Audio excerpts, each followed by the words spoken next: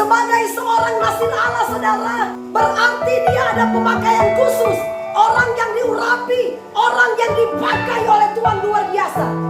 Di antara semua manusia yang ada di dunia ini, tidak ada manusia seperti Simson.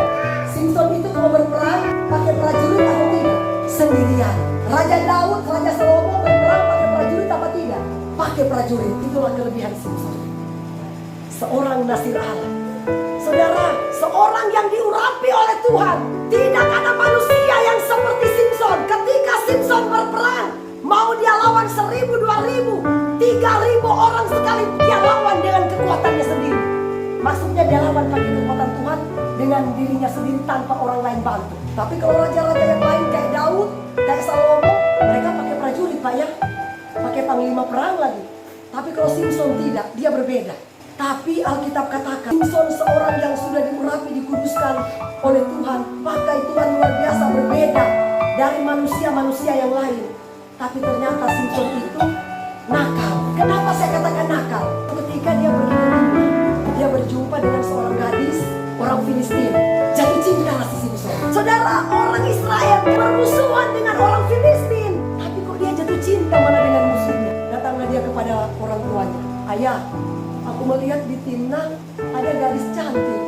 Aku jatuh cinta sama dia. Ayahnya bilang, jangan, mereka itu kan musuh kita. Jangan. Ayah, saya benar-benar sudah jatuh cinta kepada. Gak bisa lagi, ayah. Aku benar-benar sayang sama dia. Manusia kalau sudah jatuh cinta, gula Jawa rasa coklat. Kita rela berkorban lakukan apa saja karena cinta. Orang Filistin ini adalah musuh Israel. Tapi kenapa Simson ini bisa jatuh cinta terhadap musuhnya? Orang tuanya larang, jangan Simson, jangan. Jangan Simson, Anda ayah. Aku sudah cinta sama dia. Aku sudah sayang sama dia. Ayolah, ambillah dia untuk saya. Pasal pernah jatuh cinta? Pernah. Walaupun orang tua larang, ada namanya Tuhan hati sesuka. Siapapun gak berani lawan. Lawan, ini kita punya batin. Tetap dia bilang, saya harus menikah. Akhirnya menikahlah Simson. Amartyan bertahan gak pernikahan Simson dengan dia? Tidak bertahan. Ujung-ujungnya pisah. Bilang kok jangan, tetap aja. Simson ini dasar nakal. Pergi lagi dia ke Gaza. Lihat seorang pelacur di situ. Coba Hakim-Hakim 16 ayat pertama. Pada suatu kali ketika Simson berjalan dari kaki dia seorang perempuan tunggal lalu menghampiri dia. Pergilah Simson ke Gaza. Dia lihat di situ ada perempuan pelacur, perempuan sundal. Tertariklah si Simson itu. Akhirnya Alkitab katakan, saudara, ketika Simson melihat perempuan di Gaza, dia langsung tidur dengan perempuan itu. Padahal Simson ini adalah nasir Allah, orang yang diurapi oleh Tuhan. Seharusnya karena dia merasa dia orang yang diurapi, orang yang dipakai oleh Tuhan, dia harus menjaga kekudusan. Karena dia orang yang diurapi. Tapi tidak, dia tidak peduli. Habis dia tidur dengan pelacur itu, pergi lagi dia keluar dari situ. Ketemulah dia dengan wanita terakhirnya.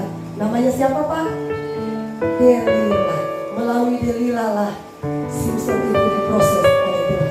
Firman Tuhan katakan begini, saudara. Kalau matamu buat jahat, lebih baik cungkil matamu daripada gara-gara matamu membuat kamu masuk neraka.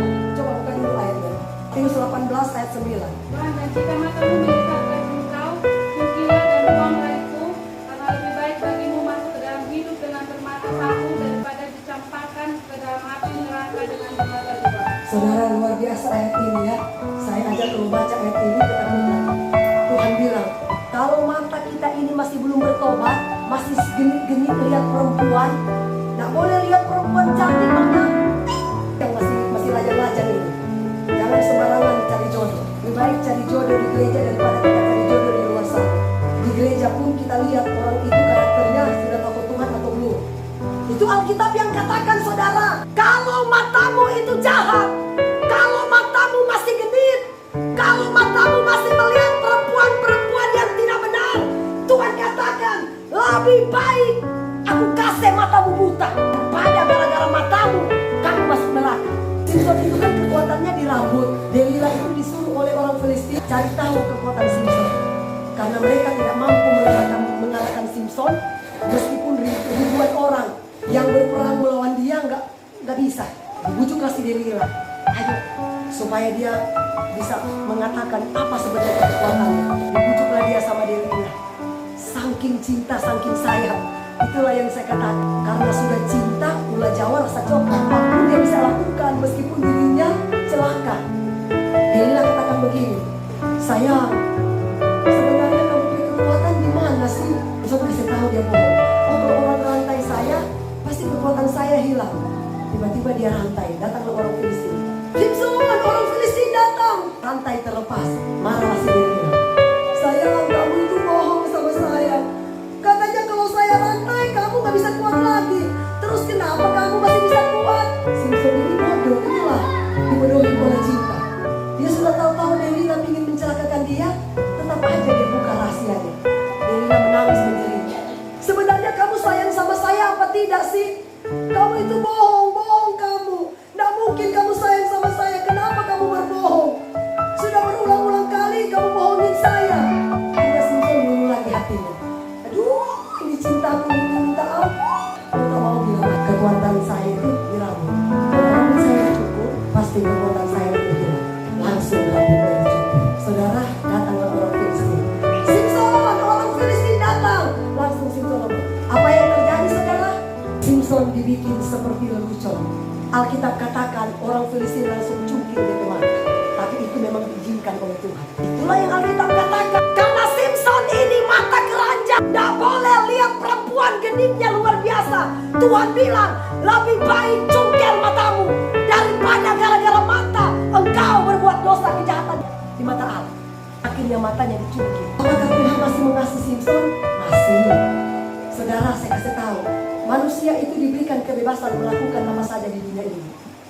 Tapi yang akan menjadi ending di hari penghakiman nanti. Selama kita masih hidup di dunia, kita masih berjuang, jatuh bangun, itu wajar. Pendeta juga bisa jatuh bangun, itu wajar. Yang penting kita ada mau usaha untuk mau berjuang keluar dari dosa ini. Amin. Itu wajar saudara. Simson sudah melakukan kejahatan, tetap aja dia diampuni oleh Tuhan. Hari terakhir, orang Filistin lagi mengadakan festival besar-besaran menyembah Dewa Dagon. Simson disuruh bikin lawak di tengah-tengah banyak orang. Lawak-lawak atau Simson. Tiba-tiba Simson katakan begini, Tuhan, kabulkanlah doaku yang terakhir. Doaku yang terakhir. Kembalikan kekuatanku. Orang Filistin nggak tahu. Simson itu kata kekuatannya di rambut. Rambut itu kan walaupun segunting, dia tetap bertumbuh. Lama-kelamaan Simson ke rambut mulai bertumbuh. Akhirnya kekuatan Simson mulai dipulihkan oleh Tuhan. Itu dia berdoa kepada Tuhan. Hakim-Hakim 16 ayat 28. Serulah Simson kepada Tuhan katanya, ya Tuhan Allah, ingatlah kiranya kepadaku dan buatlah kuat kali ini saja ya Allah, supaya dengan satu perkataan juga membalaskan kedua matamu itu kepada orang Filistin. Kemudian Simson merangkul kedua tiangnya ke paling tengah dari rumah itu, lalu bertopang kepada tiang yang satu dengan tangan kanannya dan kepada tiang yang lain dengan tangan kiri. Berkatalah Simson, "Biarlah kiranya aku mati bersama-sama orang Filistin ini."